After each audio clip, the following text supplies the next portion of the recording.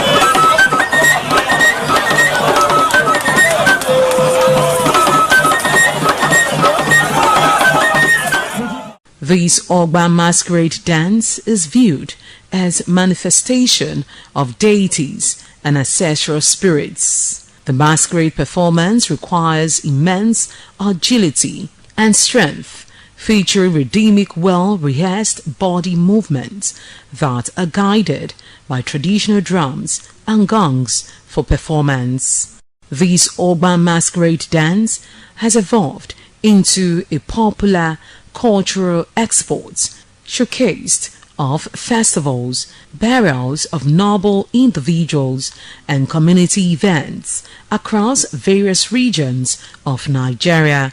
The dancers typically wear brilliant, distinct attire to embody the spirit of the masquerade, while thrilling audience with their impressive footwork.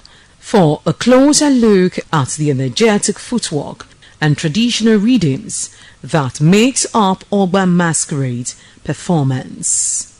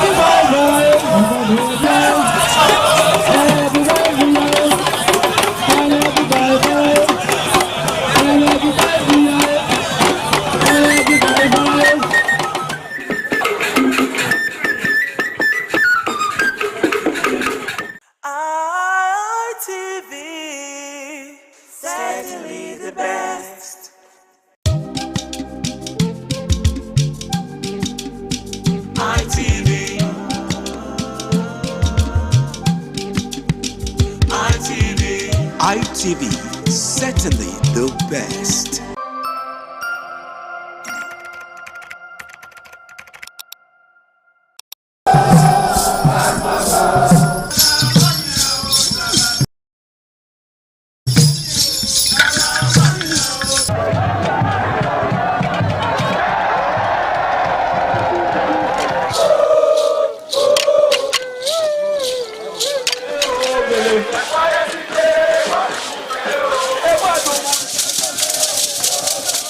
The Ekoko masquerades from Ute village, whose cult is connected with Obaewari and his mother, Elere, appear on this occasion to bless the Oba.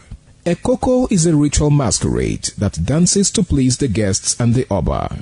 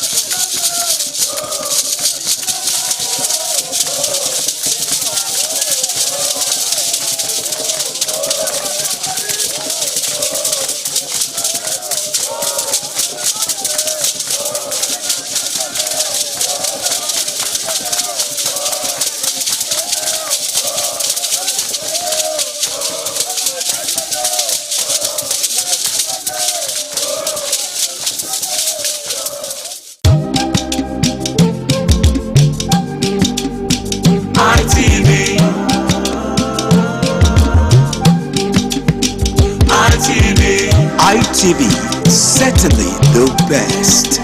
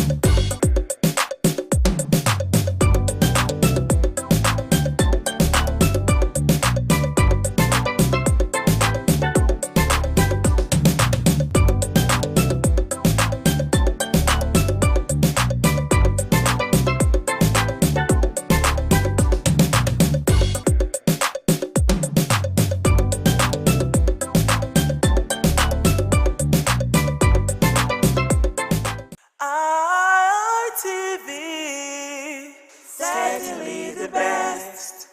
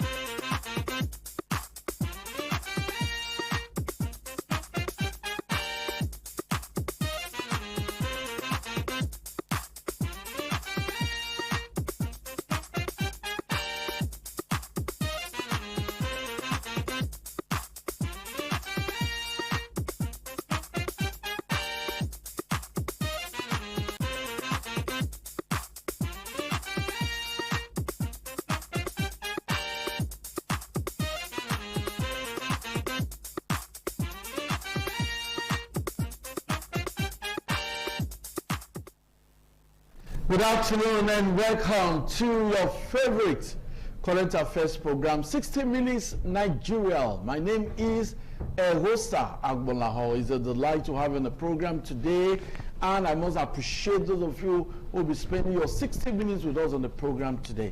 A lot is happening in Nigeria, and we need to dissect it, we need to discuss it, we need to provide solution, we need to help government overcome the myriad challenges bedeviling the economy, bedeviling the country. I have in the studio very distinguished personalities who will be joining me to dissect the topic we have today. We're looking at what happens in the political arena in terms of, the other time we call it Godfather, but we can just say influential political leader, and of course the influence, the impact on primaries. Recently, primaries were held in some political parties, but the ruling APC seemed to occupy the front burner. So many Nigerians were focused on the outcome of the APC primaries, especially in Edo State, also in neighboring Delta State. The senatorial election, the senatorial primaries seem to have gained some kind of traction. Everybody talking about it. The House of Rep was another one, but the senatorial, especially Edo South, where Pastor Sageze Yamu, a former governorship aspirant, a former House of Rep member, Ogbede Yama, these two heavyweights competed in APC Edo South primaries, and I tell you, the focus seems to be on that. In Delta State, we'll also see what has happened to the former governor of Delta State, Okowa, winning the senatorial ticket ahead of, do I say the battle, the Regina's husband? Okay, so we'll talk about that, talk about what's happening in Nigeria, but APC seems to occupy the top burner, like I said, but other parties, ADC is having the House of Assembly primaries today. Yesterday it was APC House of Assembly, and we saw the emergence of some very credible politicians. Okay, let me introduce my distinguished personalities who will be joining me to dissect the topic. I have Bishop Olumese, is also a regular guest on 60 Minutes Nigeria. Nice to have you today. Thank you, and good afternoon, viewers. Okay. Enjoy your stay. Okay, we also have with us a very, very distinguished personality as well, Dr. Elvis Agbanaima. Is also an apostle. Nice to have you with us. Thanks for having me. Viewers, God bless you. Okay, we also have with us a man that is making his maiden appearance on 60 Minutes Nigeria, Mr. Isaac. His Benin name is wonderful. He will pronounce it himself. What's it? Ukbenarusi. Okay, that's a very, good Benin name. Yeah. That needs interpretation. Maybe we interpret it in the course of this program. Well, I've given you the premise on which we will be discussing the topic today. It's very important when you get to hear of the influence of certain individuals on the outcome of primaries. Some persons call them godfathers. Some other persons say, no, there's no like godfather, it's just that they are called leaders. And in every political parties, the leaders must have their say. We'll start from Bishop Olumese, who is a very renowned analyst. What is happening in the political scene? Some persons say it's not the lines, it's not the electorate or the party faithful that you see on the day of primaries that determine the outcome of primaries, that it has been determined before that day by leaders. Do you subscribe to this school of thought? Thank you again for having me. Okay. Democracy, internal party democracy, and the activities of political party leaders, popularly called godfather, in Nigeria view, is becoming a very terrible situation. Looking at the present happening in our primaries, in our political scene, when you discover that democracy ought to have given people opportunity to aspire. Today, leaders and so-called godfathers had preferred candidates. It has jeopardized the whole essence of democracy. It has, it downplayed the whole essence of internal party, transparency. The situation whereby some few persons sit at the room and decide this is whom we want, whether the majority likes it or not. It's a shame. We were talking about the senatorial election that took place in Edo South, where you see people were on the field while results were being called in a certain location and all of that. This has never happened before. These are people revolting against godfatherism. And we want to encourage people to continue, because this godfatherism is not helping us. You discover that positions that should have been thrown to the best candidates to aspire and emerge, godfather brings somebody who is loyal to him, who will sing his music, who will dance his dance, and who will play his build. And at the end of the day, it have a negative effect in our economy. You see, most of the candidates, because election these days very expensive it's a huge investment. And you discover that when you are brought in, I remember those days Shomole revealed something. That when he came in as from the court, his first budget, they said they have to take it to one godfather. He said, no, don't do this, don't do this, don't do that, don't do that. And he began to fight against it and all of that. So the fight against godfatherism or whatever is a mirage. It has hit deep into allowing fair play, into allowing the choice of the right candidate. When you look at the contest we have all over the nation, you will discover that godfatherism has taken over everywhere.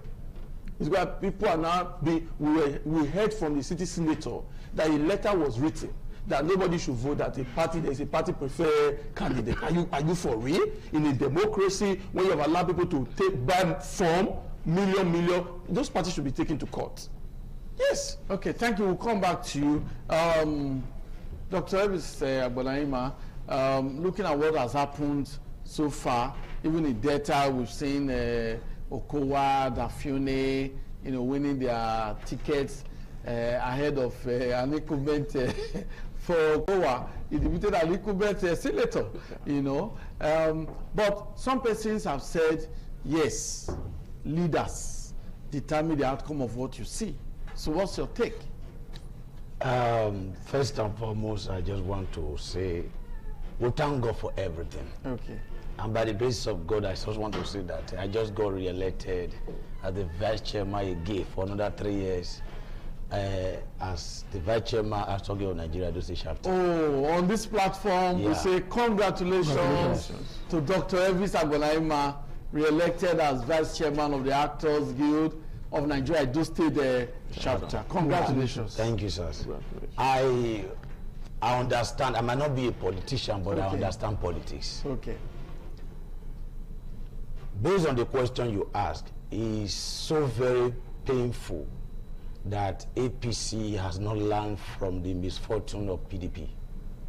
And the fall of APC is going to be worse than the fall of PDP. And what you are seeing, or what we have seen so far in this primary, I don't pity those who are crying wolf now. Why? What do you expect? Why? We all know what happened in this state in the previous election that happened, how some people emerged, all the dilemma that took place, all the games that was played. And now, why those games were being played, those who are crying now were celebrating. Then why are you crying now? I'm not surprised, and I don't pity them, because,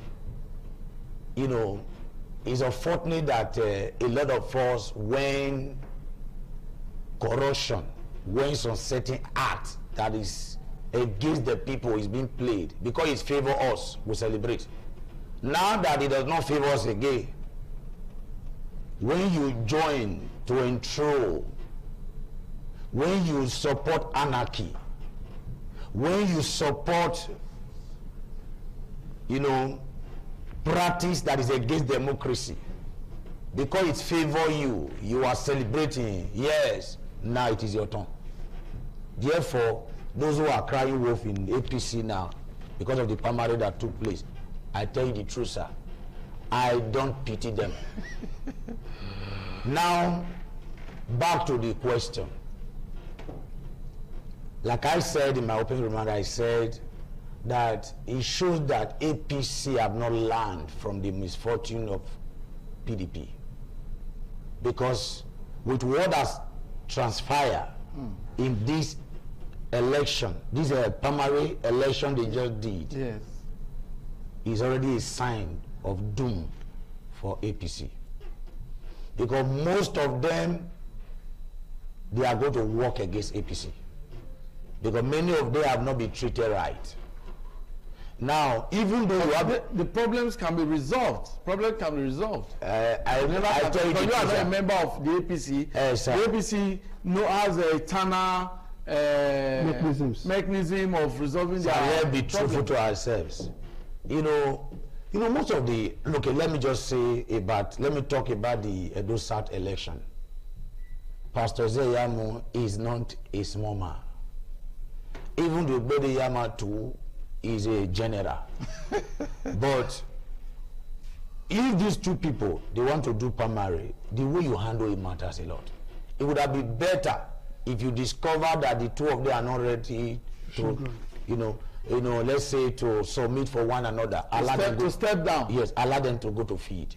They went to field? No, they went to field. It was before they went to field. The result was already written. We saw everything. Imagine that's a very serious allegation that we can be substantiated. It's my personal opinion. It's not ITV personal opinion. Okay. It's my personal opinion. The result was already announced. Already written. And if you see what happened, sir, I'm not talking here as a novice. I went round. and I saw what happened. You know, that alone, they have already shot themselves. Because they have just made, if this issue is not well addressed, they will make other party make the work easy for other party. Thank you very much, Doctor. We'll come back to you. We have Mr. Isaac with us. He also knows the political terrain very well. He's very maiden appearance on 60 Minutes Nigeria. You're welcome to the program. Thank you very much. Yes. Do you really think, okay, maybe I should just allow you to talk just the way the others have made their comments on the issue of leaders' influence on the primaries. Let me just allow you to start that before we move into the internal democracy. Thank you very much, Okay. Mr. Ewosa. Yes. Well, I'm an APC man, Okay. if you must know. Yes. So I can say I partook actively in the Okay. primaries. Okay. So first of all, let me congratulate Edo people Okay. as a people and as a nation Okay. for standing for their rights, for defending their rights, for coming out to speak with one voice against the machinations Okay. of those so-called godfathers. We know that we are those, the beliefs, we don't tolerate godfather. You might be bringing somebody to us as a godfather, but the only lies on us to choose. Talking about the primary that just been conducted, there were two aspirants in the race. So like what my... I said those south. Yes. You yes. must situate it. Yes. Like what my colleague here has already postulated. Yes. We already know the position of the state Actors. leaders of the party. Okay. Talking about the state chairman, the secretary, even the governor. You know, so this time past, the state secretary made some. I'm trying to be refined in my word. Okay. Made some uncouth statements, denigrating a certain aspirant. You know, telling them that a candidate is already known. When the election has not been conducted, primary has not been conducted, you already know the candidate. It means you've already written the result, as I just said. Even when they wrote the results, the people still came out in a mass, in large number, even to the chagrin of those persons, and voted. I saw your media crew everywhere. Yes. You know, from my world where I voted and across different wards and local governments. You capture it. If maybe the matter goes to court, your media can be consulted to show those evidence. Pastor said, won the election. You can't allow that. I'm coming, sir. You are not the umpire to announce. I'm coming, sir. I am not announcing on this program. Hold on, sir. I am not announcing. Yes. Because the APC issue a statement. Hold on, sir. Issue a statement that we should wait for them to issue the official result of the primary. But do not forget, the Obedi Yamakam rushed and quickly announced the falsified results, the validity. They alleged. What do you mean alleged? The media was there. You were there. I saw the media, capturing it. When there is a guideline from the national body that nobody, no committee is allowed or had the right to announce results, you quickly went ahead and announced fake results. Luckily, the genuine returning officer also announced the genuine results almost at the same time. So we don't have preemptive factions. So you know that I won't be wrong when I tell you, Pastor Said, I won the elections clearly. It's not because I'm announcing the result officially, because I monitored the primaries from ward to ward. I voted in Ibaoka. I went to Redo. I saw the mammogram. They spoke with video clips are out there. So even the national body, we expect they do justice to this, so that there will not be what my colleague has said here, implosion. In the party, because you're getting it right. You want to take down the video evidence. Pastor Samuel I tell you, how the video clips of all from word to word of how the primaries took place. We saw even at the House of Assembly primaries, the chairman coming out to announce that there is a directive from above, from the state secretariat, that they should skew behind a certain candidate. Is that democracy? How can you call that democracy? And so we want to deepen democracy. And you know, as he has said, if we don't get it right, what happened to PDP may eventually happen to God forbid. So by and large, I'm here with great ecstasy in my mind, because I know that Edo people really spoke with one voice, and I believe that voice is heard. It's loud enough. So the national body should please do justice to this, so that the winner of the election will be officially announced. Okay. Thank you. Thank you. We'll come back to you, Isaac. Like I said, we don't represent any political party on this program. We don't represent any of the aspirants. This is a program where we allow people to just ventilate ideas that can help make Edo State, Nigeria, a better nation. We'll come back to Bishop Bright Olumesi. Now, in Nigeria generally, do you see political parties actually entrenching eternal democracy? Because democracy is what we practice in Nigeria. These political parties, these actors, do they actually entrench eternal democracy? Okay, as we speak now, eternal democracy in any of the political party is dead. How do you mean? Yes, because in not just only APC, every other political party, what is consensus candidate in the place of democracy? Allow these people to go to the field. Let the people, you know, these people, they seem creating problem for themselves. You want to win a general election. Internally, you are creating a division within yourself. How does that make sense? You know, sometimes you wonder if these people believe that there is an independent electoral commission. It's like all these people, these guys, you know, this is the permutation right now. If you win primaries in APC, you're already there. Yeah. Do you get that right? That's the way they're doing it. Go to Lagos, people were stabbed. Commissioner, it was we saw them on live. People were killing themselves. Like I was wondering, this primary Nollywood actor Desmond and said he has rejected the outcome of the primary. If you watch what APC primaries in Lagos, yes, if you watch what happened there, go to other places. It cut across political party. Now you will now imagine, what are these guys doing? Is this autocracy? Is it dictatorship? Is it no longer democracy?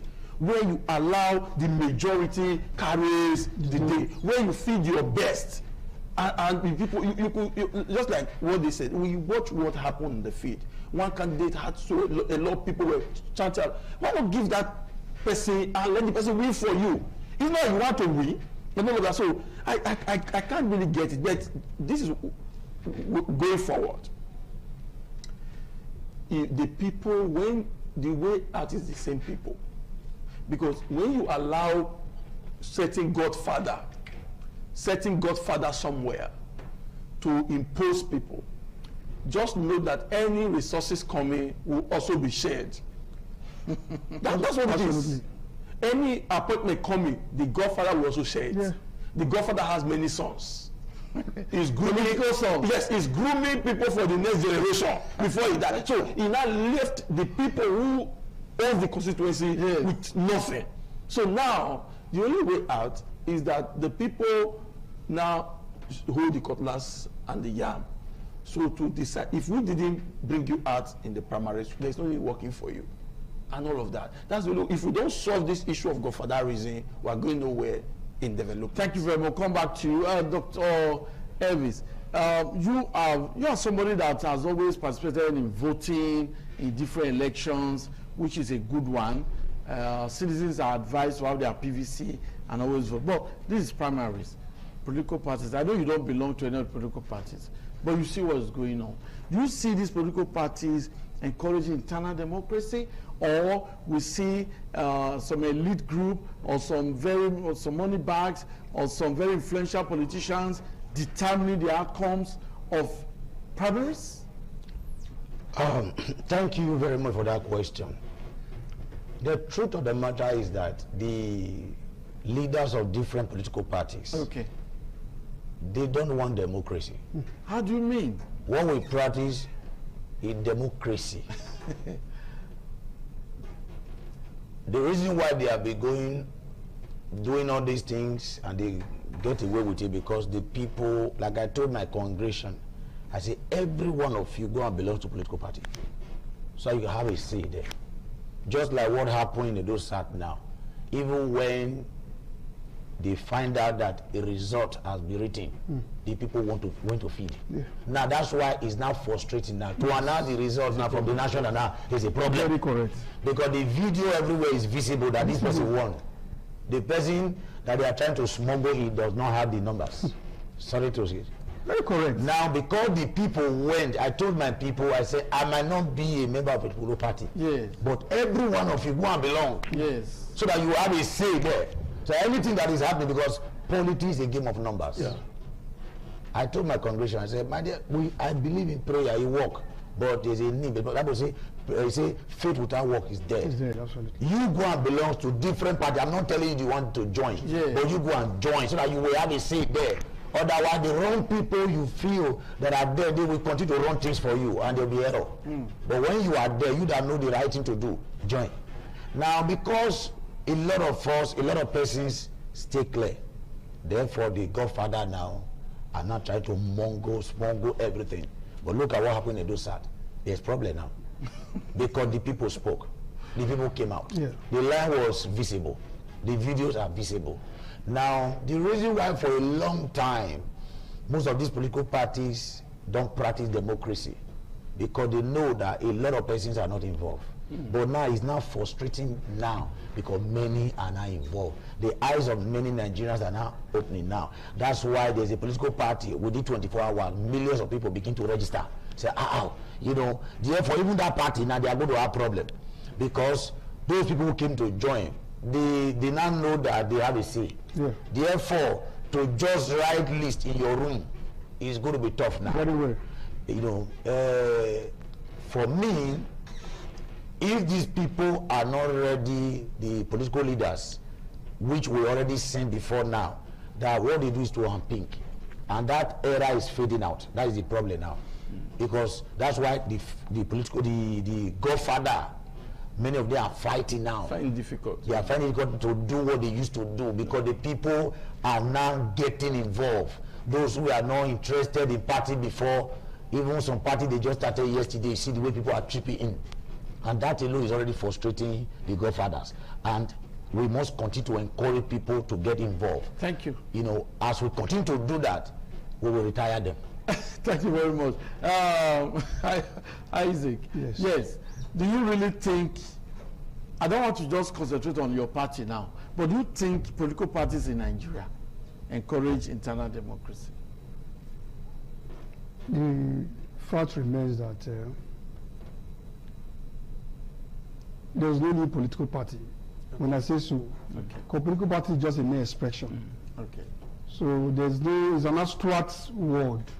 So it is the people that you see that you attached that name with. Okay. So there are no party in Nigeria that have new persons. Same people. Some persons who have been there over time, you know, who felt their interests have not been maximized. They now jump ship and they are not here today. Okay. So you don't expect otherwise. You don't expect new thing.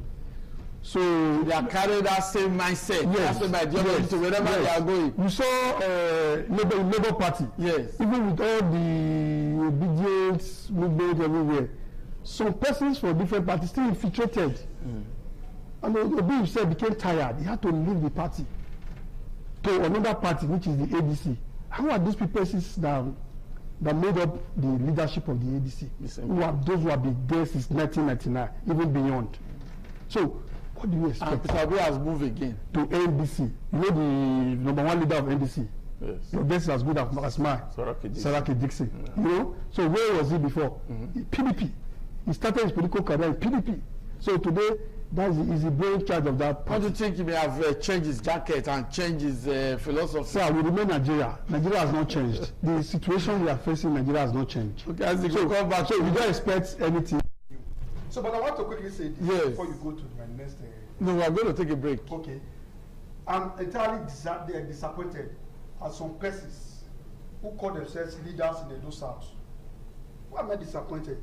You know, at the eve of the election, about 2-3 days to the election, they went to the house of Pastor Sergei Zeyamu, trying to pressure this man to step down for his younger brother. What was that? Who is his younger brother?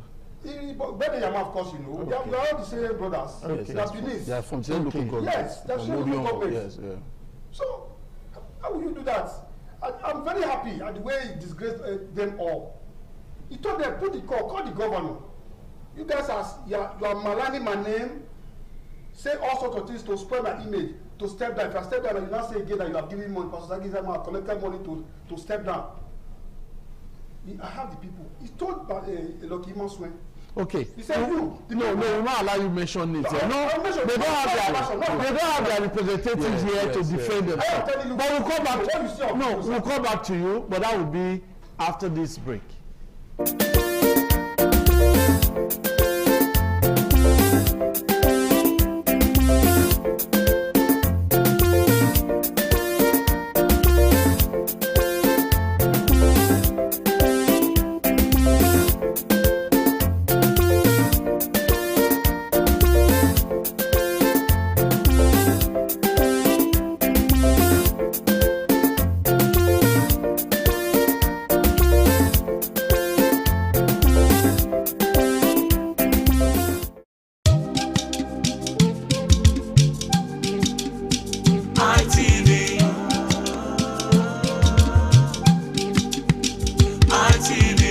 ITV, certainly the best.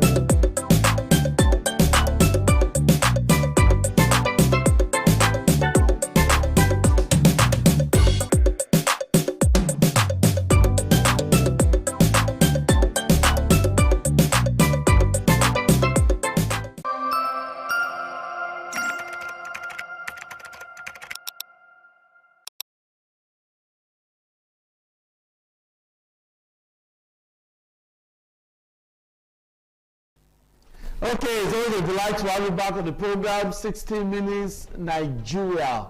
My guests, very distinguished personalities, are still in the studio, and we are looking at internal democracy, the role, the influence of political leaders over primaries. Because recently, primaries were held, especially in the ruling APC. Like I said, other parties like the ADC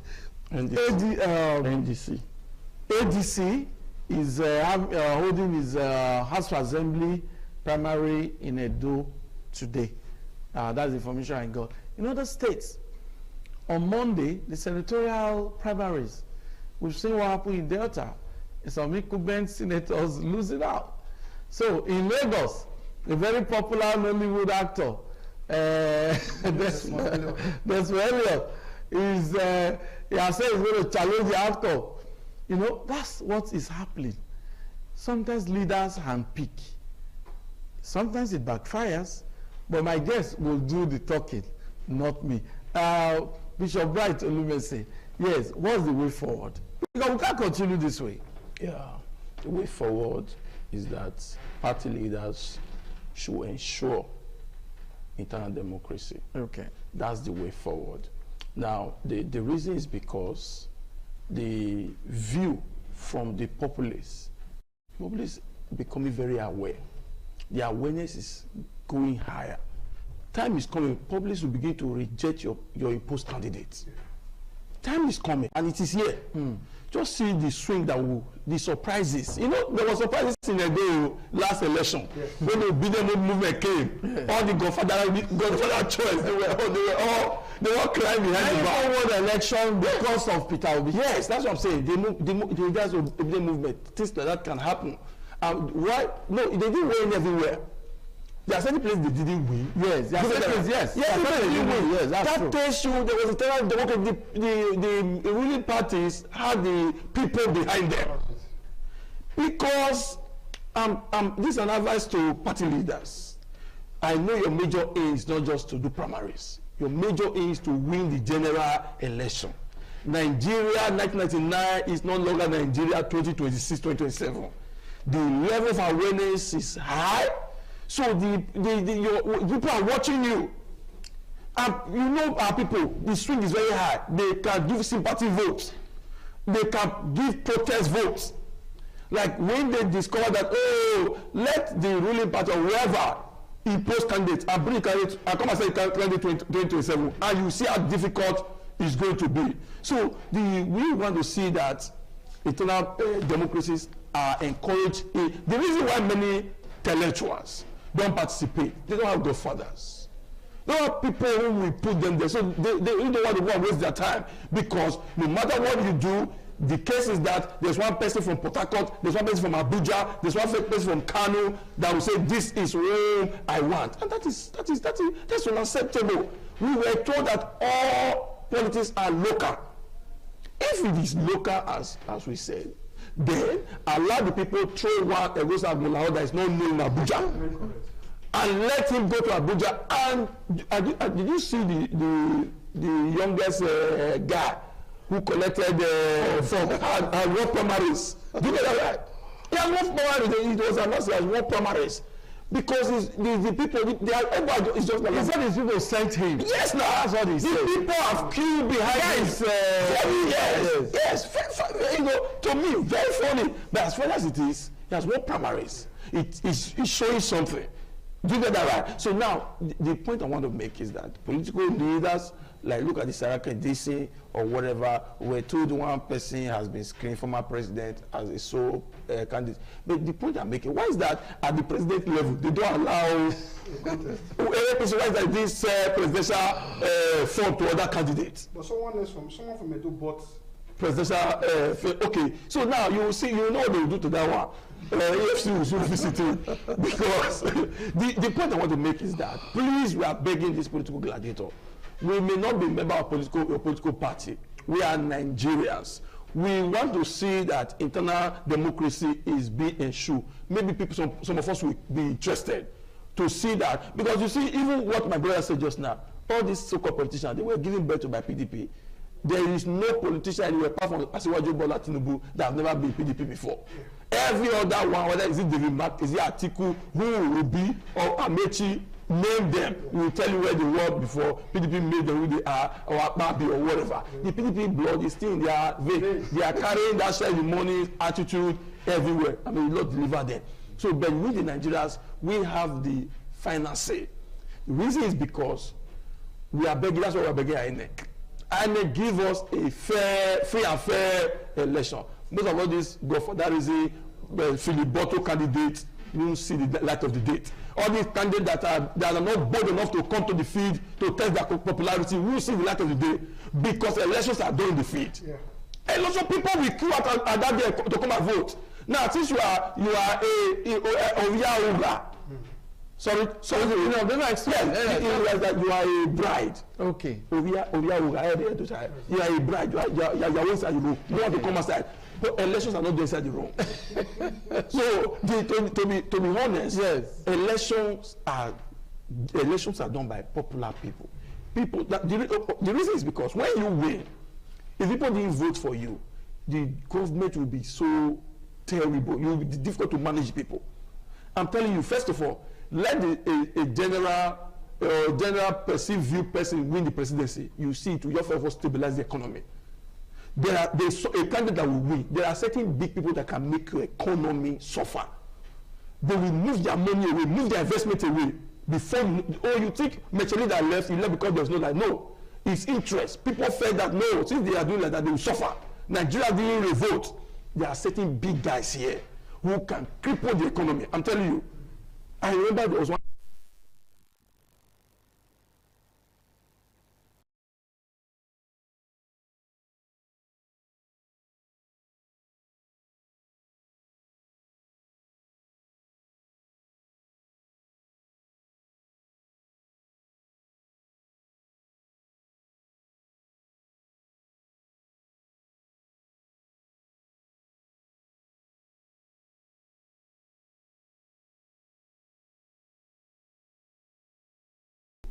Speaks volume that.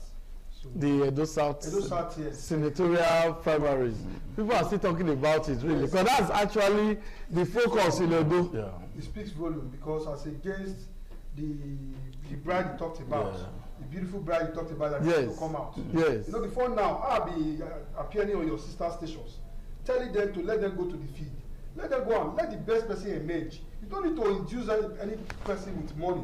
You saw how they spend billions to make sure they giving leaders, even threatening political appointees. If you don't deliver your words, you might lose your appointment. At the end, they lost. Most of them who are 30 abouts around government house, they were nowhere there to be found their wards.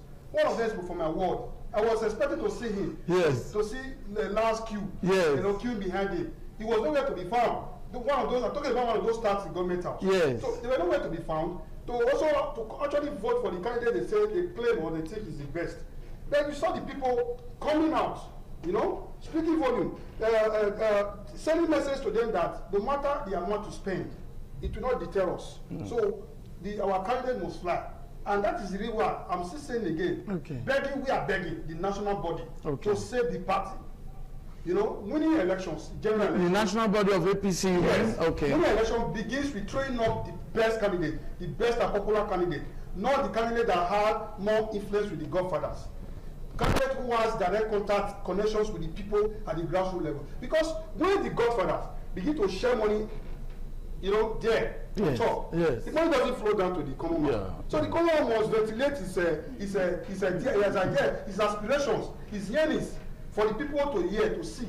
You understand? So far, we are good to go here. Talking outside the Edo South, we talked about Delta State, where Okowa won the election. Of course, you never expected that, right? He just his son, Oko's son is the city governor. Yeah. City governor. So that's another leader now. Yeah. Most times they tell you the governor is the leader of the party. Yes. He's just left power. He's immediate past governor. Don't forget. His structures defeated. Yeah. Was the person he handed over to when he was leaving the Senate. Yeah. When he was going for the governor. For so it's as if that one was holding sway for him. Yes. Till he comes back. Now he's back to take what I believe belongs to him. Yes. You don't expect otherwise. His structure, political structure, coupled with the one of the governor has on ground, is enough to see him fly.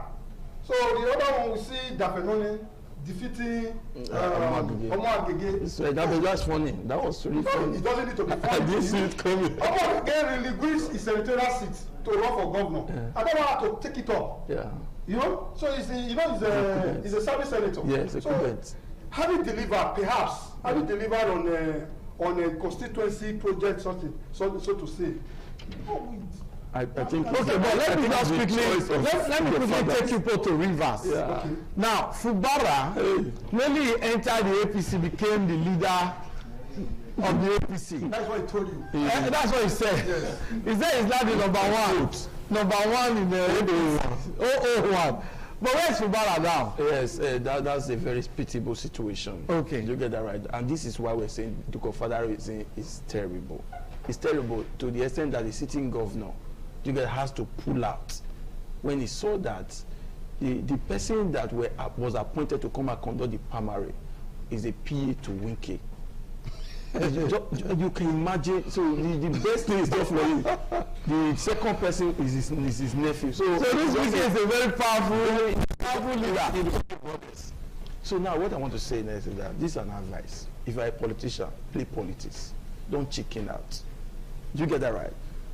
I want to tell, my brother tried to push something just now, but some set of people went to a certain candidate's house to president to start. That's politics. Politics. So they went to his Yamu house to tell him to step down. That's what he said. Yes, that's politics. Okay. Negotiation. When you go to National House of Assembly, none of them is a people you negotiate. When you bring a superior argument, where you buy your way out, so the superior, you don't just sit there. No, these are what the leaders should have been doing. They go around. Hold on. Let me drive what I want to drive. No, so now, in other words, don't chicken out. There's Zeyamu, a case study. He was approached and he said no. So you who chicken out, you had a choice to have said no. Are you sure you get what I'm saying? So those people who went there, they're playing politics. So you also play politics. And what also helped Zeyamu was that he has always been consistent. He has always been on ground. every political he has structure. He has not always been out of government. When PDP was leading in the state, he was there. When APC, in APC, he just the same thing Wike is doing. But Wike's owner, because he was in power when those shifts took place, he was able to negotiate himself, becoming one of Abuja that gives him he's the landlord of everybody. Yeah. So there's no position I don't have us in Abuja. If you mess with Wike, he get you from your house and destroy your house. So you have to just go with him. You get that? So don't chicken out. Most of what is like that because you are not Godfather's choice. They threaten you, and I do have said this. I'm a clergy, I'm a bishop, I speak with some of us people privately. Say, no, they threaten me. I say, you threaten them back. Threaten them back? What do you mean they threaten? So they should be playing with you before. Okay, no, they should be romancing because of your wife. Yeah. You know, football. They want to break Messi leg. I think what's on board. So that is it. Because your main, if the other man, no opponent's leg is broken, you have an opportunity to win. So I'm coaching that Amorim say, if you miss the ball, don't miss the man. Go I need they find the positive. They say it's the background. On that, the head they look for to destroy. So the point is that don't chicken out. Yes. This is our brother that says in politics, fine. We want to see 10 years that we see him contest for senator. Exactly. But if you chicken out and come from one last week, person some people no, he's not happy with what is going on. That could leave. No, don't chicken out. Yes. If they threaten them back. If they shuffle them back. Thank you very much. Okay, just a quick one. Yes. You talked about those persons who went to step into democracy. Don't forget, at the inception, they were with him. Yeah. He's an official platform. Yes. All these elements. We saw don't use the first place. They're not there. Yeah. But at the level tower, haven't been used pecuniarily. Yeah. They have to need to. I even received a message. It's an allegation that a leader in Orion collected 30 million. Yeah, we saw it on news. Who he started was with Yamu. He now go now telling his boys. This other guy say Yamu is now begging Yamu. But we heard that he collected certain amount. Where's the money? He couldn't. Okay, so that's an allegation that we cannot substantiate. So it's an allegation we cannot substantiate. Okay. So thank you very much, Isaac. Your concluding remarks, Dr. Evis. Thank you very much. Let me say this. Talking about River State. Yes. Fubara is the member there. One thing we must know. Yes. In the issue of life, even when it comes to you, I tell my people, I say, listen, for you to be free, you must fight for your freedom. Yeah. It's a pity that Governor Fubara is a weakling. Yes. It's a shameful. But to me, I will not agree with you. Sir, I will not agree with you that Governor Fubara is a weakling. I'm coming, sir. I believe it's outcome of negotiations. No, sir. Governor Fubara, to my opinion, is a weakling. And it's because of his a kind of, his flexibility, his weakness, that the Godfather and all the people around, they took advantage of him.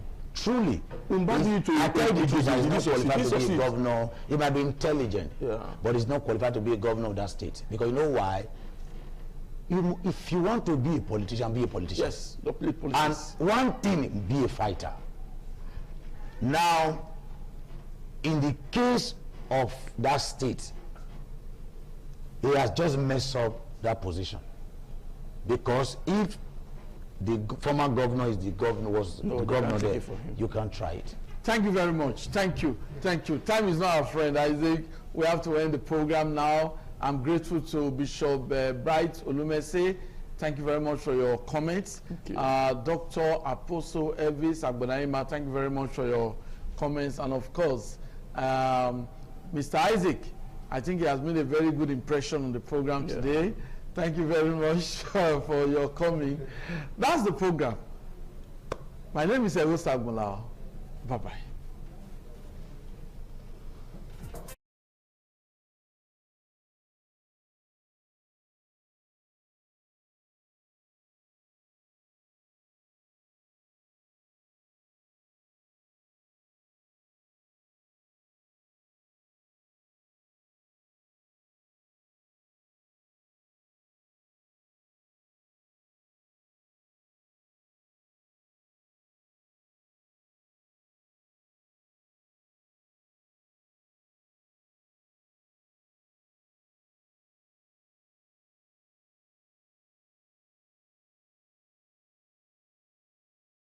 ITV, certainly the best.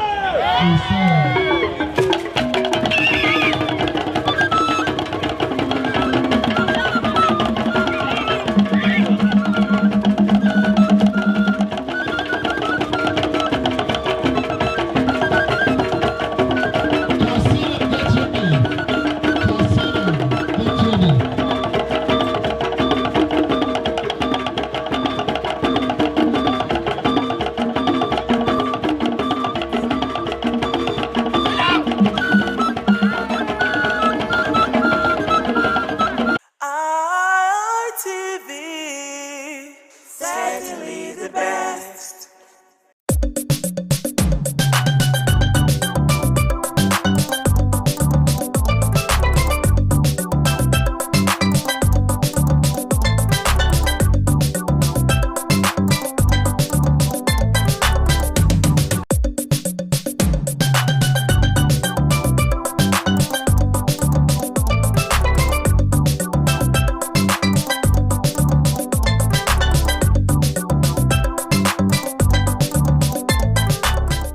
Viewers, again, we welcome you to Message of Islam, reaching you from Independent Television. I'm your host, Al-Aji Al-Amin Alao. Inshallah, today we have another very interesting topic to treat. It's going to be an interactive session with Malam Nuruddin Asunubi. Assalamu alaikum. Welcome to the program. Wa alaikum salam wa rahmatullahi wa barakatuh. Assalamu alaikum, viewers. Inshallah, we are looking at the topic importance of Hajj. Importance of Hajj. Because we are currently in the month of Dhul Qadr, the 11th month in the Islamic calendar, the lunar calendar, the Hijra calendar. And the previews have been lifted. Some have already gone preparatory to the Hajj rites, which will inshallah commence on the 8th of Dhul Hijjah. We now culminate to the Eid al-Adha festival on the 10th of Dhul Hijjah. We are looking at the importance of Hajj. Malam Nuruddin Asunubi, what is Hajj? And why is Hajj important? Hajj is a pilgrimage, a visit that a worshipper who professes the deen of Islam make unto Allah subhanahu wa ta'ala. Whereas it is true that Allah is ubiquitous, is everywhere, but one becomes his special guest when one goes to the Holy Land in the month of Hajj, the specific period for Hajj. He becomes a visitor, and the host to this visitor is the creator of the heavens and earth. In a nutshell, that's what Hajj means. When you migrate physically, mentally, spiritually, the totality of you gravitates in a particular direction, the direction of visiting and being played host to by your own maker. So it explains why the one who goes does not just go. You go on invitation because you get invited. It doesn't matter how stupendously rich you are. You will not go. You won't find the need to go. You won't find the interest to go if that invitation is not there. But once the invitation comes, which is irresistible, one becomes a guest, as it were, an honored guest to the Lord of Majesty. Thank you very much. Ibrahim alayhi salam was told to proclaim the pilgrimage to men, and they will come on every means of transportation, including camels, lean on account of journey. You now wonder, when Ibrahim alayhi salam made that call, how many people will hear his voice, even though there was no amplifier to magnify his voice. But we are told that those of us who are in the world of souls, those who answer the call of Ibrahim alayhi salam will definitely attend the Hajj. Some scholar went further to say that if you answer the call 2 times, you attend the Hajj 2 times. And if you answer the call 5 times, you attend the Hajj 5 times. And so on and so forth. In summary, we have been told that Hajj is pilgrimage to the Holy Land of Makkah. And that the host is Almighty Allah. And if you look at the house that we visit, the sacred house, the Holy Kaaba, First Islam said in the tradition that if you want to talk of journeying to a particular mosque, then you have 3 of them. The Holy Kaaba in Makkah, then the Masjid Nabawi in Medina, and then of course the one in Jerusalem. And so the Holy Kaaba in particular is located in Makkah, and the Kaaba has a lot of names. One of them is Al-Kaaba, and then another one is called the Baytul Haram, the sacred house is called Baytullah, the house of Allah, Al-Baytul Atiq, and so on and so forth. It's also called the Qibla. That's the direction that we face when we observe the prayer. Prophet Islam said in one tradition that 120 blessings descend on the Kaaba on daily basis. That's 60 for those who are circumambulating around the Kaaba, going around it, performing tawaf, 40 for those performing salat, and the remaining 20 for those who are merely looking at the Holy Kaaba. Now, importance of Hajj. Now, when we attend Hajj, is Hajj one of the pillars of Islam? And then how many times is it compulsory on us? And how many times must we perform the Hajj? Then what are some of the rites that we perform? Let's start with the first one, the Tawaf. Hajj is a pillar, a fundamental pillar of Islam, which will be required of you if you have the means and there were no limitations to perform and you refuse to do so. It is a fundamental pillar. It is that pillar where you find a coalescence of all of the other practices that you get involved in that are the pillars of Islam. So it becomes a core pillar, a central pillar. When you go on Hajj, the very first thing that the intended pilgrim is required to do is to form an intention, because the Prophet ﷺ tells us every action is predicated or runs on the wheels of intention. It is that which you have intended that Allah rewards. And so if the intention is immaculate, if the intention is noble, it will mean that you'll be richly rewarded. There will be no action if not preceded by intention that gets any reward. So you don't just do it because you saw others do it. In this wise, it had to be intended that I intend to do this lillahi, for the sake of Allah and not for any other purpose.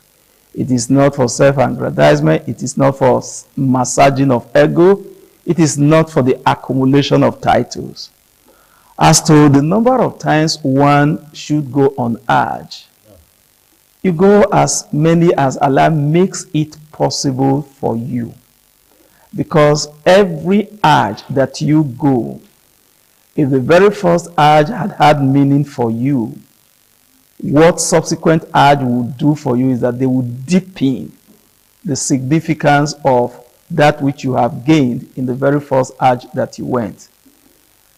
When you live with that intention that I'm going on Hajj, you are not going to go there as a mendicant. That is one who will have to sponge on the goodwill or scholarship of some other persons. So you go prepared, materially, spiritually, and physically.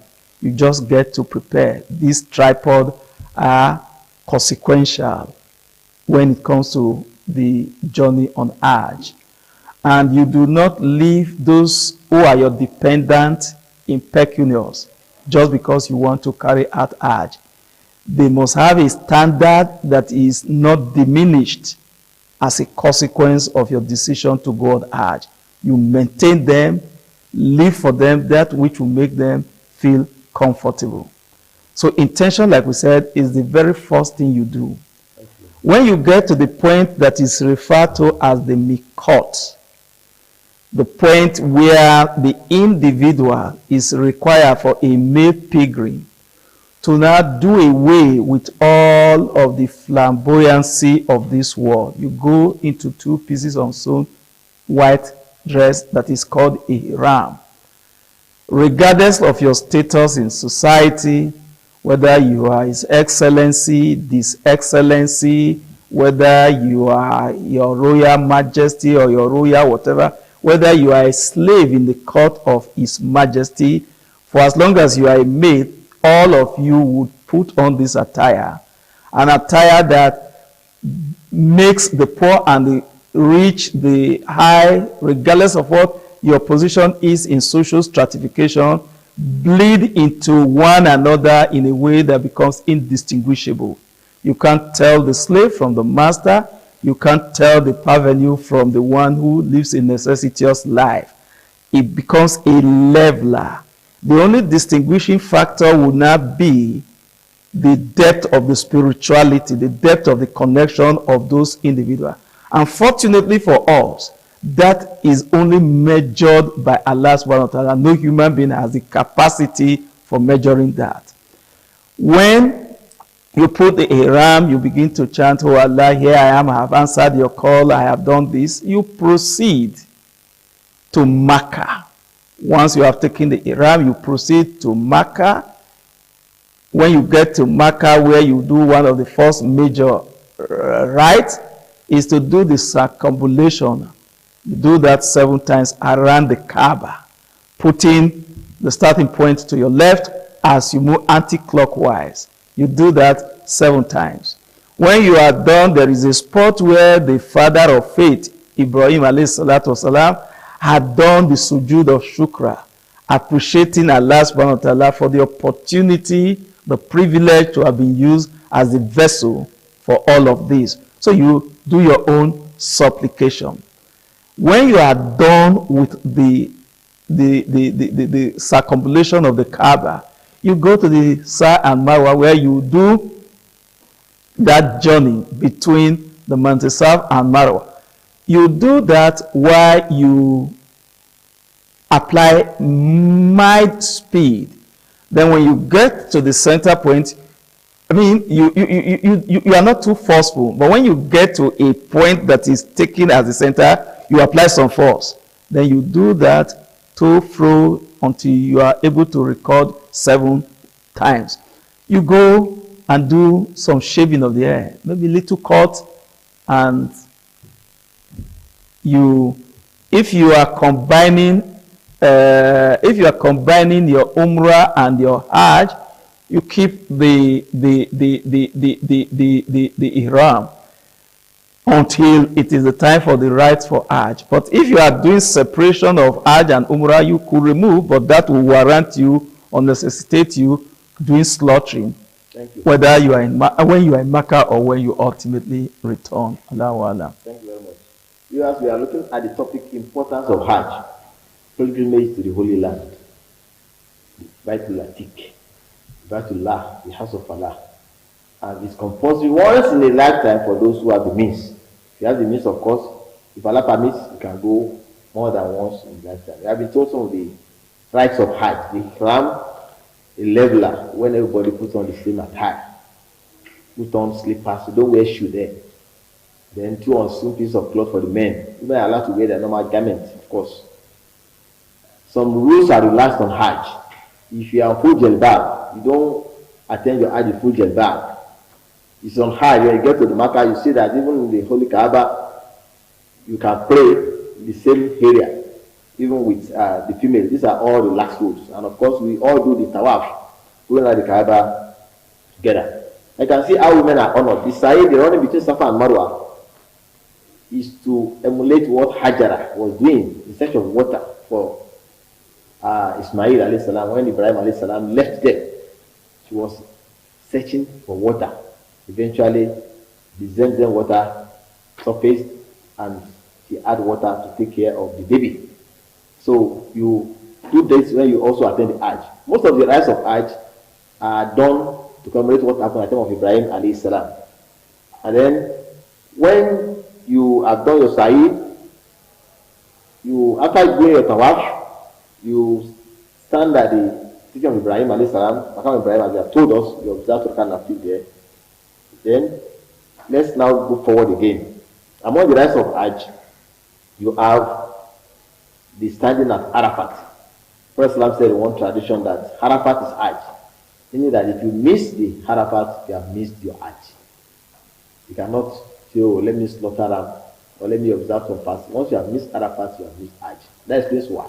Those who are sick, they make sure they attend the Hajj. Some are brought the Arafat, some are brought there on stretcher. So from the 8th day of the Hijjah, you move down to Mina. From Mina, you go to Arafat. You see your Zura and Ashra at Arafat. At sunset, you leave, go to Muzdalifah. Muzdalifah, no tent, nothing. On plain ground. You sleep on plain ground and pick your pebbles, which you throw at the Satan.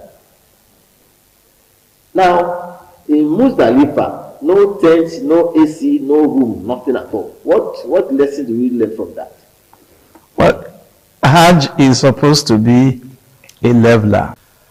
When you look at Hajj, what it summons your attention to is the day when all would stand in judgment before Allah subhanahu wa ta'ala, where whatever you have in terms of material things will pay into insignificance. They will absolutely have no meaning. Regardless of how cold, I recall in 2004, it was horrible. The cold there was horrible, life-threatening. Cold as it was, you are prevented from covering your head when you are still on your ihram in Muzdalifah. Plain ground. You could hear the whistling of the breeze, chilling breeze, worse than what you would experience if you were in a morgue. And so everybody had to go through that experience. Equal. Spread your mat wherever you find space, you lie. You can't cover your head. You can't wear shoes that will warm your legs because you are not supposed to wear shoes, plain slippers and stuff like that. So It is just to say, hey, we won afterwards. We are just one. It is to humble you, regardless of who you are. Humble the one who is stupendously rich, and to communicate a message to the one who is poor, that the one you deify is no different from you. All that had happened before now is a function of your mindset. If you had redirected your mindset, if you had appropriated your story and don't tell it from within the context of some other person's story, the wretchedness, the misery that you feel when you lose the capacity for vulnerability and begin to see yourself from the context or the lens of another person, all that would never have happened. So Muzdalifah enables you, is an enabler, a potentiator that enable you, that gets activated in you. And the only prayer is that that lesson does not leave you as you leave Muzdalifah. Thank you very much. You are getting to Muzdalifah. Those who are weak can leave earlier, but those of us who are strong, you will observe your subuh and immediately you proceed to Mina. Now, Muzdalifah, you are there. You went to Mina on. You went to Arafat on the 9th. From Mina, you are there on 8th. From Mina, you go to Arafat. From Arafat, you go to Muzdalifah. And then Muzdalifah, early in the morning on the 10th of Dhul Hajj, you proceed to Mina. Mina, from there you go and throw your stones, your pebbles at the Satan. The first day you throw 7 at the biggest Jamrat. You want to get to Makkah. Just 7. Then from there you proceed to Makkah. Go and perform your tawaf for the father. The only composite tawaf, we have 3 tawafs, circumambulation. The first one, tawaf with Qudum, on arrival, go and circumambulate. Second one, after sacrifice, on that 10th of Dhul Hijjah, that is the compulsory one, tawaf for the father. Go and perform it, then you now shave your hair. Women cut part of their hair. Then the third one is tawaf for Wadai. When you are about to leave Hajj, you pack your luggage, your bags. Then you go and circumambulate, and then off you are. Now, after throwing that pebbles, you go back to Mina again. 11th day, you go and throw 21 pebbles. On the 12th day, throw 21 pebbles to the 49. But to complete it, on the 13th again, you throw another 21 to make it 70. But it's enough for you to throw 49 pebbles. Now, what is the importance of throwing of pebbles? Yeah, the throwing of pebble is symbolic. Symbolic in the sense, do not forget that 3 different spots were where all of this had happened. And these are the places where Iblis, that is Satan, had attempted to infiltrate Ibrahim alayhi salatu wasalam, the son Ismail, and the wife Hajara. Ibrahim was reminded of the cruelty of a Lord who lays claim to be merciful, who had denied you the fruit of joy, a child. You had this child when you had become decrepitude, when you had become senile. And so this child now represents your hope, your future.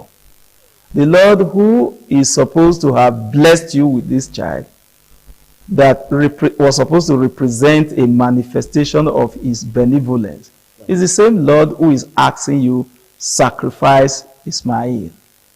So how does one explain this contradiction?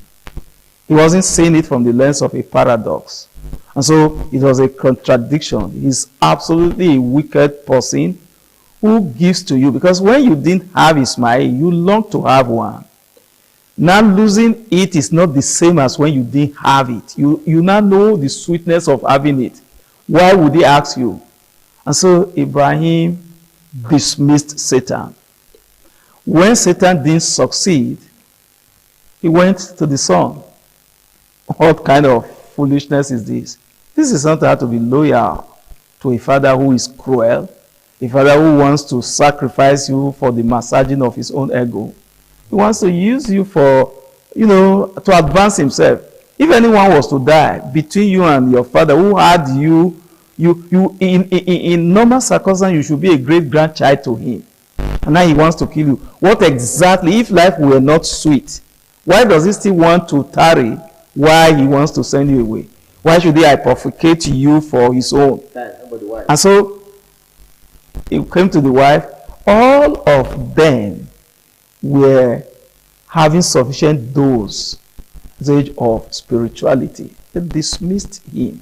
And so when we now go to throw this stone, we are symbolically rejecting Satan, saying that whatever it is that we desire so much, if it will operate to come between us and the love that we have for Allah, because in the very first place, the call to sacrifice Ismail was a function of wanting to sequester Ibrahim alayhi from the love that was corrupting his love for Allah subhanahu wa ta'ala. That whatever you do, your love for any human being must not run on the wheel of toadism. It is you. Whatever you say, you do. Only Allah can say a thing and does it. He's the only one who has the capacity for saying, be, and it becomes. But today, in our addiction to psychophancy, just because you want to have your, hoggish proclivity gratified. You say, he's a Toknadu senator. He's a Toknadu this. I mean, you don't have that capacity. Whatever you say you are going to do, is Allah who enables you to do it. Even when it comes to the worship of prayer, of Allah subhanahu wa ta'ala, when the call to prayer is made, when the muazzin will scream, Allahu Akbar, meaning Allah is great, you repeat after him. But when he says, come to prayer, you say, only Allah has power. It will mean that it is by its enablement. You don't repeat that. So whatever it is you desire to do, whether good or bad, except Allah enables you, you can't do that. And so when we throw this stone, is to manumit ourselves from the manacle of Satan, to say we are off the hook of Satan, and so Satan can no longer influence or control us. Thank you very much. We are still on the topic importance of Hajj. So throwing of pebbles at the Satan is symbolic. Do not go with a gun to fire at the Satan that let me go and kill it once and for all. All the pebbles that have been thrown are still alive. Just symbolically throw those pebbles that Satan, I do not want to have anything to do with you again. You can see that the Satan was not able to discourage Ibrahim alayhi salam, the wife, and the son from obeying Allah. Well, at the point of slaughtering by his son, Ismail alayhi salam, Allah commanded the knife not to slaughter. Allah saw that Ibrahim has fulfilled his promise because he made a lot of sacrifices. And when the angels were wondering, he said, if Allah should give me a child, I was ready to sacrifice that child. So Allah reminded him of his promise in his dream, and he went ahead to fulfill it. So fulfillment of promise, some of things we learned. But at the point that Allah now replaced Ismail with the ram, that I've seen that you've carried out your promise, you fulfilled your promise. Do not slaughter that son, do not kill that child. Some of you engage in unlawful rituals. Use human beings for ritual is wrong, it's forbidden. It's forbidden to kill human being. Some people eat the blood of human being is completely forbidden, it's totally forbidden. And so at that point, Allah was satisfied that Ibrahim alayhi salam loved Allah more than Ismail, his son. So what is your own Ismail? What is it that you love above Allah? Islam says that you cannot be a believer unless you love Allah and is supposed to more than everything on earth, including yourself. So you need to identify your own Ismail, what you love above Allah, and sacrifice it, because Allah created you, is your maker, is your sustainer, and will go back to Almighty Allah subhanahu wa ta'ala. We ask that the importance of Hajj, can say that Hajj comes towards the end of the year. Islamic calendar ends with Dhul Hijjah, and the Hajj exercise ends the year. So pray Allah enable us to witness more Hajj in our lifetime. Thanks for coming. Malam Nujin Asunobi, you are thanks for watching. I remain your uncle, Al-Hajj Alamin Alao. Join us again next week for another very good edition. Assalamu alaikum wa rahmatullahi wa barakatuh.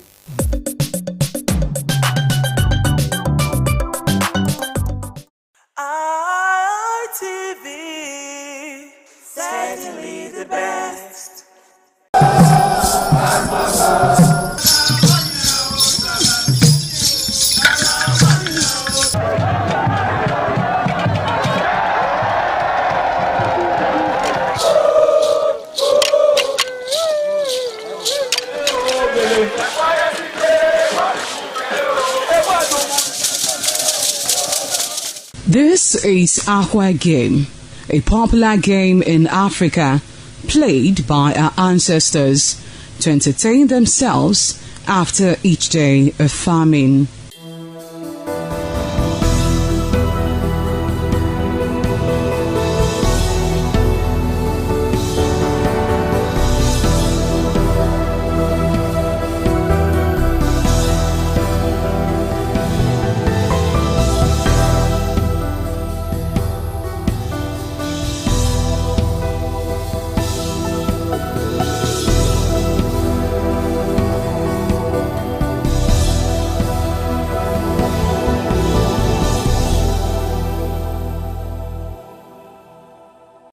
It is also relevant in our coronation in Africa.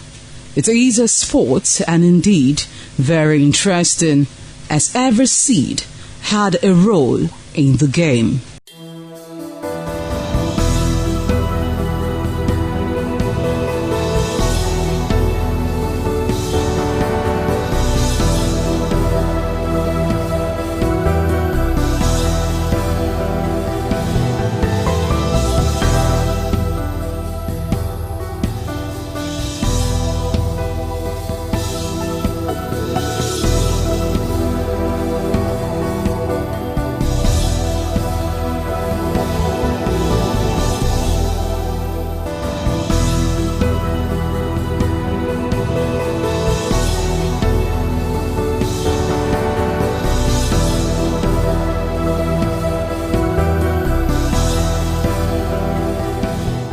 Playtime is 45 minutes per set.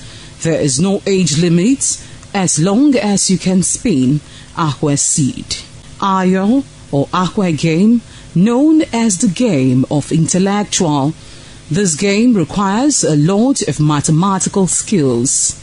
Aqua game is played with carved wooden box containing 12 holes.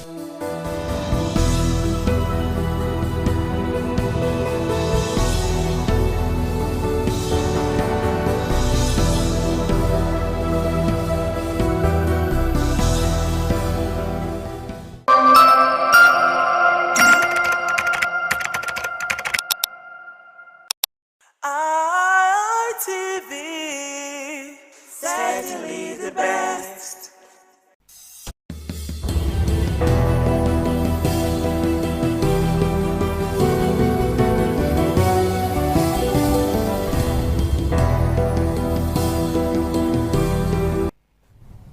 Good afternoon to our viewers and listeners at home, and welcome to another exciting edition of Itches and Voices. Itches and Voices is brought to you by NABVID, Network for the Advancement of People with Visible Disability, a non-governmental organization that advocates for persons with disabilities in Edo State. For a week or two now, we've been talking on inclusive education, a very important topic in the disability community. Because education, as we all know, is a leveler for everybody, including children with disability. And to do justice to our hearing impaired community is our sign language interpreter, Goodluck Omosi. And our guest for today is a stakeholder in the disability community, and is one of the most familiar faces we have on Itches and Voices. Is Kingsley Okoje. Welcome to the program today. Feels good to be on Itches and Voices, and it's a bit weird for me sitting on this side of the divide. Yeah, not this seat today. Welcome again. Thank you. And yeah, so for a week or two now, we've been talking on education, inclusive education. I think it's a topic we can never get tired of talking about because of the importance of education. And so, as a stakeholder in this community for a couple of years now, what would you give as an overview of the current education situation in the disability community in Edo State? Oh, in Edo State, it's safe to say that it's far from what it ought to be. We all know that currently, globally, what's trending is inclusive education as opposed to segregated or integrated education that we currently practice in Edo State. And other countries are moving towards inclusive education. And the whole essence is to ensure that no child is left behind, is to ensure that every child have a sense of belonging. I remember in, you know, in my secondary school days, because that was some sort of integrated education. We had classes with our sighted counterparts, but we needed to go to a special resource room to write our text and our exams. And for the times we would be there and we would not be in class, maybe just taking down our notes or writing our tests or exams, some students who will come and see us will say, why are you people writing your exams here? Oh, probably they are giving you some level of preferential treatment. You know, and that made us feel some sort of way, because we would always get angry and say, no, it's the same thing you are answering in your class that we are answering here. But it would have been worse if they didn't see us in the same class with them. Seeing us with in the same class with them made them understand that we can compete with them at the same level. That's what inclusive education does. It also made us make a lot of friends amongst our sighted counterpart, and we didn't feel any different from the rest of them, and they felt they understood our situation and knew exactly what to do around us. That's what inclusive education does. But when you segregate us, you separate us from the rest, it creates some sort of inferiority complex. But away from that, I'm not so happy that in Edo State here, I'm struggling to know if there's any government that has come and had a specific policy for education for persons with disability. Take a simple thing as reasonable accommodation in education. For example, I recall that during the 80s, there was a government policy that said that once a child with visual impairment leaves the primary school, he's taken to a secondary school with boarding facility. And I remember that secondary school was called Benin Technical College. The boys were taken there, and the girls were taken to Idia College. Now, the reason why this policy existed as at then was because I'm sure the government as at that time saw the need to ensure that access to education would not be a challenge, would not be a reason why a child with disability stays at home. So they decided to allocate persons with disability to schools with boarding facility. So that simple adjustment in policy, that simple administrative policy made it possible for students with visual impairment to be able to access education. And I'm sure some of the big names you've interviewed on those programs, I don't want to start mentioning names now, we are beneficiary of that policy, because if they had to pay for hostel accommodation, because as I learned as at then it was free, many of them were from poor parentage. Their parents would not be able to afford hostel accommodation. But because the policy made it mandatory that students with disability who are in boarding facility, the girls, like I said, went to Idia College, the boys went to Benin Technical College, that made a lot of persons with disability have access to education. But another government came and for whatever reason reversed that policy and said all students who graduate from their primary level should go to a day school with no boarding facility, and that policy has remained till today. So what you find now is that after primary education, a lot of students with disability just leave school, because don't forget, you only have one primary school for the blind designated here in Benin City. So what happens is that after the primary education, some of them cannot afford to be coming home, coming to school from their various local government, and as such they just stay back. So you start wondering, if a policy was meant to solve a problem, why reverse the policy to create more problem? Whereas other states have moved into a situation where they are expanding their boarding facilities in other schools to accommodate more persons with disability in different local government. So you don't have a situation whereby they are only housed in a particular local government. So they'll say, okay, in Uredu, for example, they pick a particular school, they make it inclusive. In Orion, they pick a particular school. But here in Edo State, it's not the same. Speaking specifically, students are made to go to Yogbe College. Yogbe College has no facility to house persons with disability. The girls are made to go to Idia College. Idia College has no boarding facility that can accommodate. The one they have is a private arrangement and is expensive. Most children with disability cannot access it. So it's a bit, I think it's something the government in Edo State needs to look into. As I speak right now, I cannot tell you what the Edo State government policy on special education is. This has nothing to do with this present day government. Yes. It has been on for quite some time, and I think this government has the responsibility now to look into it and say, okay, you know what specific policy can we come up with to solve the issue of special education in Nigeria? The previous government did a bit.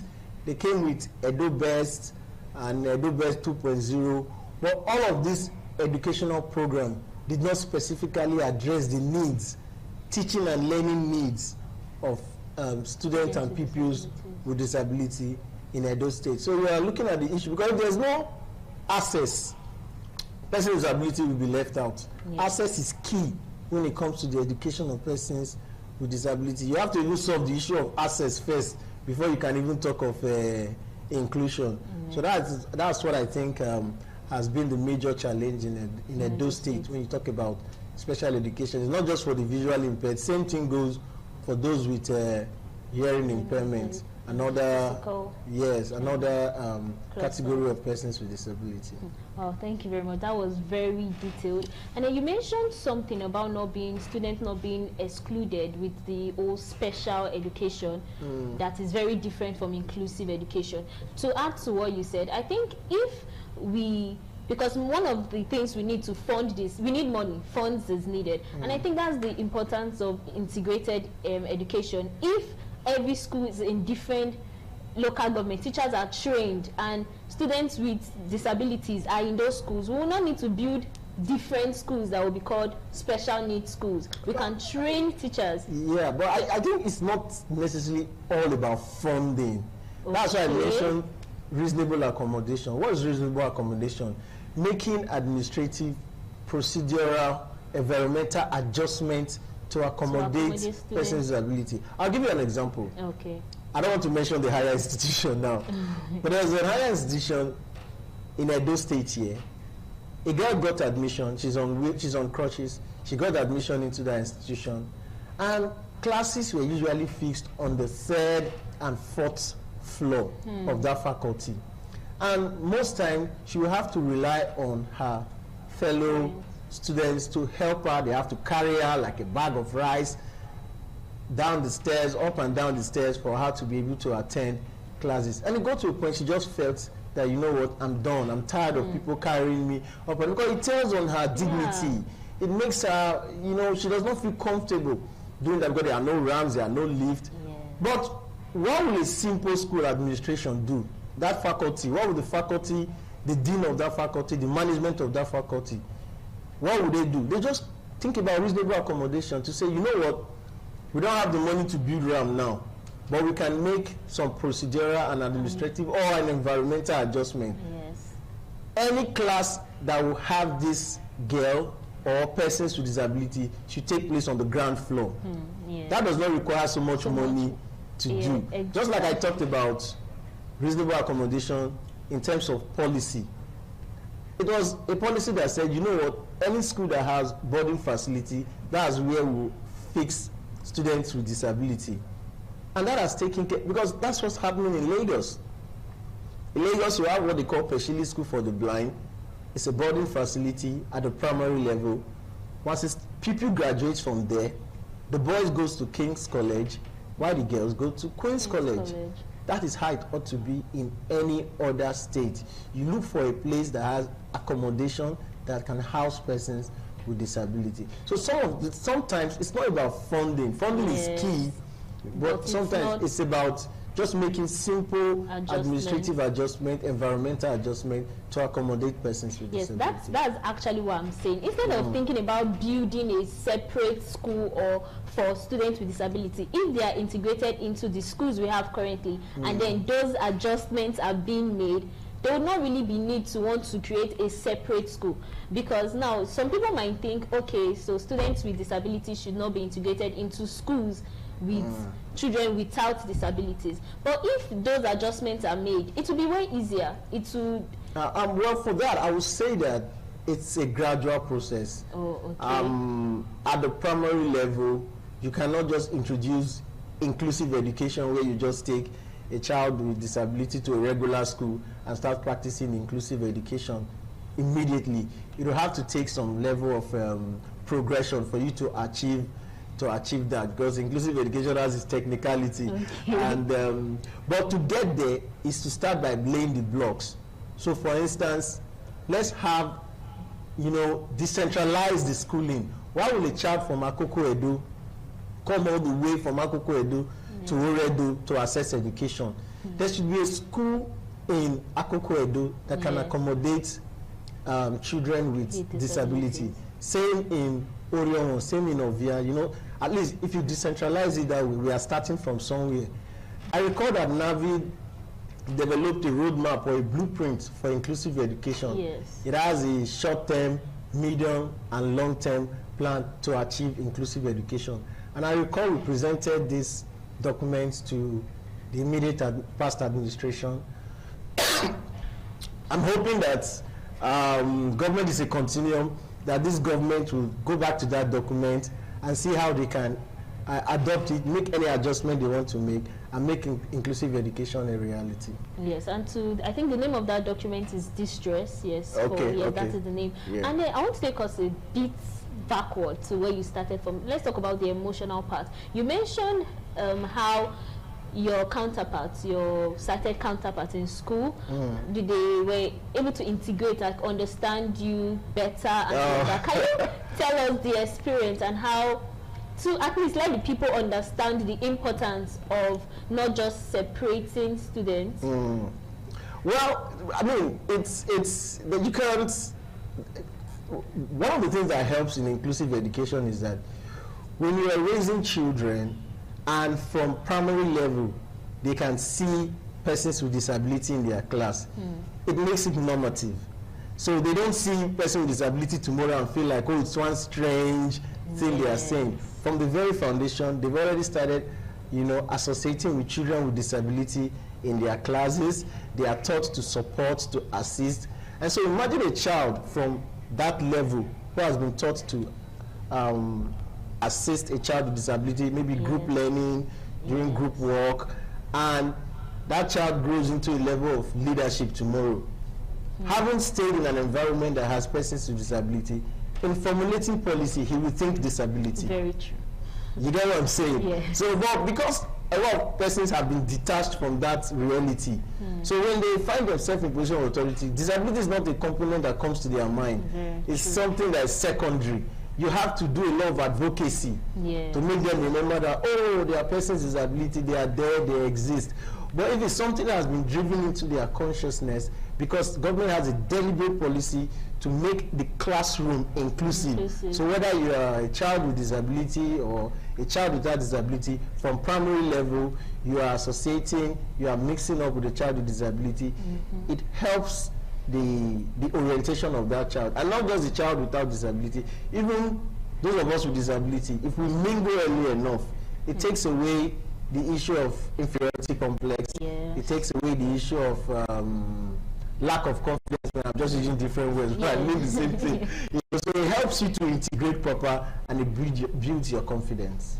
And I think that's one of the reasons why now, not just on education, that's one of the reasons why I appreciate NAVID, because before coming into NAVID, there were a lot of things I did not know. There were a lot of stereotypes that I had in my head. And it shows how far, although it's getting better, the society is when it comes to the matter of disability. That's why this thing you just said is very, very true.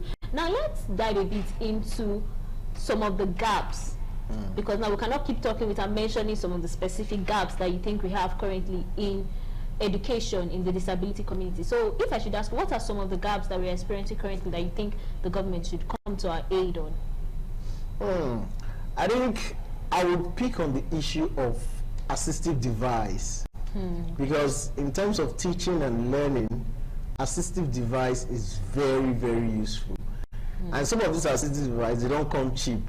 You see, the whole essence of government or governance for me is to alleviate the plight of the masses. And so that's why subsidy is a big deal. That's why government all over the world subsidize certain things to make it affordable and accessible for their populace. There's no reason why, if you go to the United States, if you go to Great Britain, assistive devices are subsidized for citizens with disability. But in this country, it's not so. There are some assistive devices as expensive as £4,000, £3,000. I mean, convert that to Naira, you know what that means. So a lot of persons with disability cannot afford this assistive device, and that makes learning a bit difficult. I see no reason. This is why I talk about making certain policy statements. There's no reason why a child with disability, as soon as you're graduating from primary school, you're going into secondary school, as a matter of very, very urgent policy, government should make it mandatory. As you are going into your secondary school, as long as you're a child with a disability, you are handed a laptop. Because this is not the time and age where a child with disability, particularly those who are visually impaired, will have to rely on typewriters.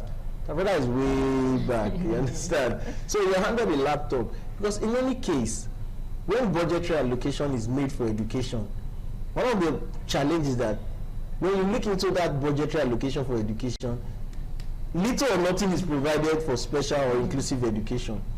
Why? We should have budgetary allocation for education, and within that budgetary allocation, specific money reserved to cater for specific needs of persons with disability, and some of which should include assistive device for persons with disability, laptops, hearing aids, visual instructional materials for those with hearing, hearing impairment. I mean, I go to some deaf school and I'm surprised that they don't have visual aids to aid their learning. And you know that for a deaf person, visualizing what they learn is very important.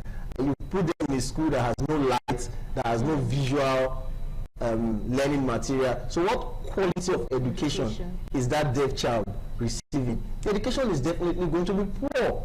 Now you have a child who is visually impaired in a world that has evolved, in a tech world, and there are no laptops for that child to start learning even from primary 5.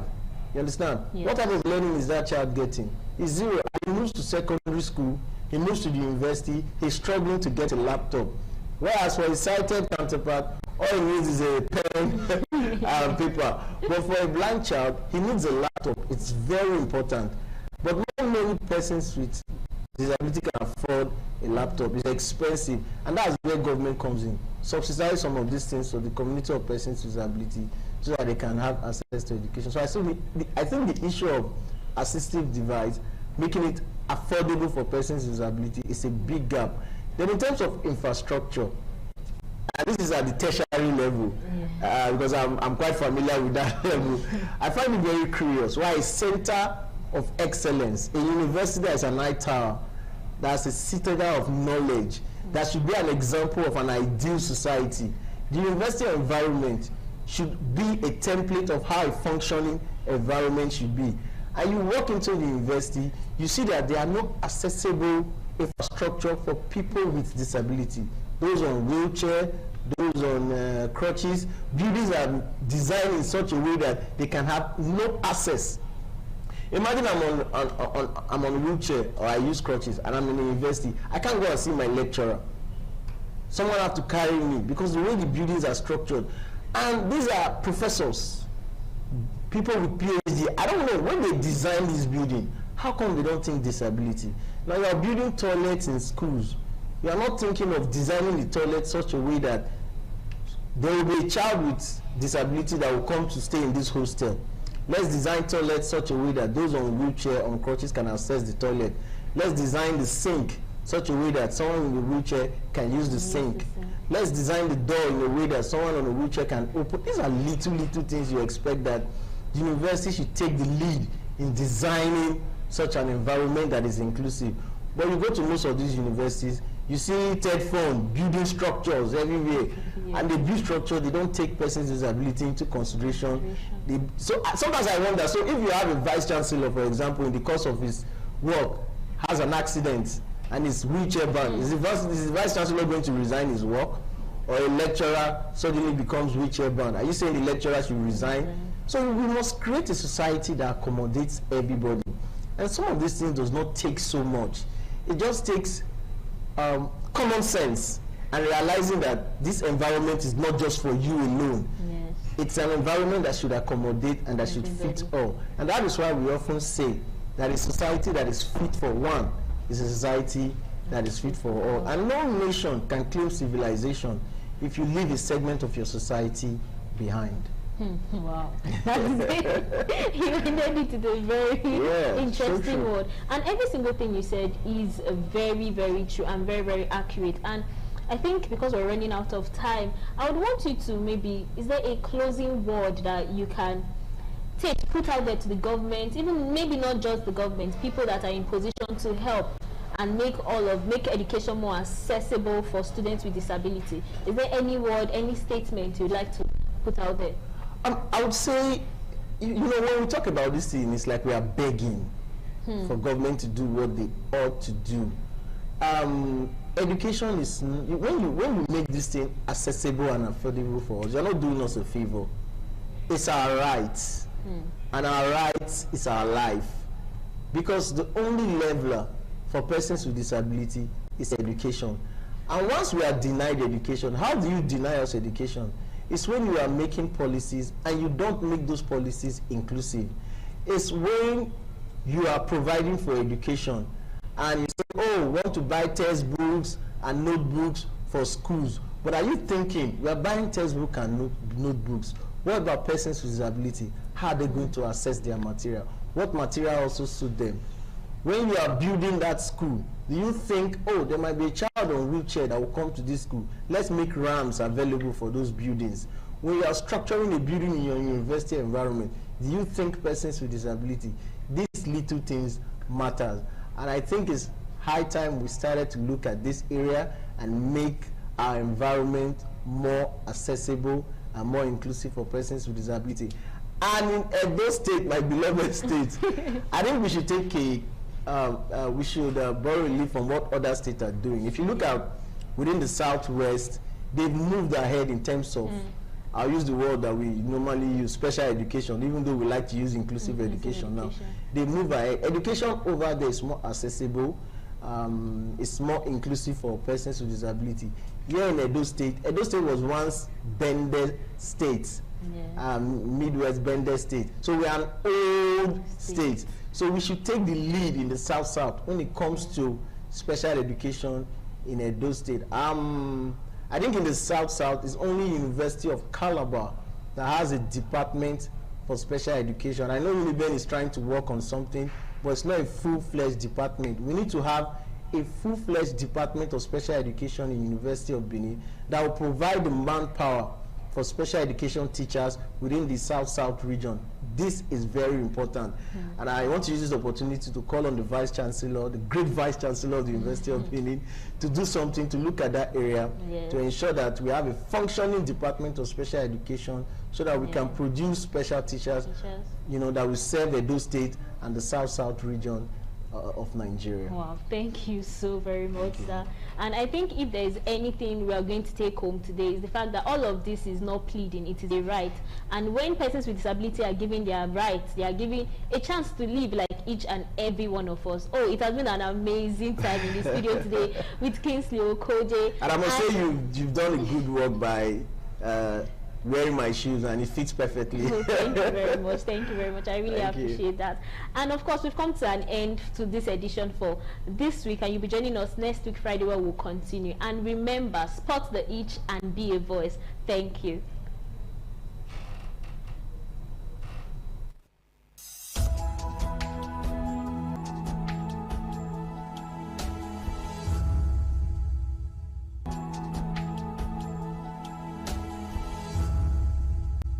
RTV certainly the best.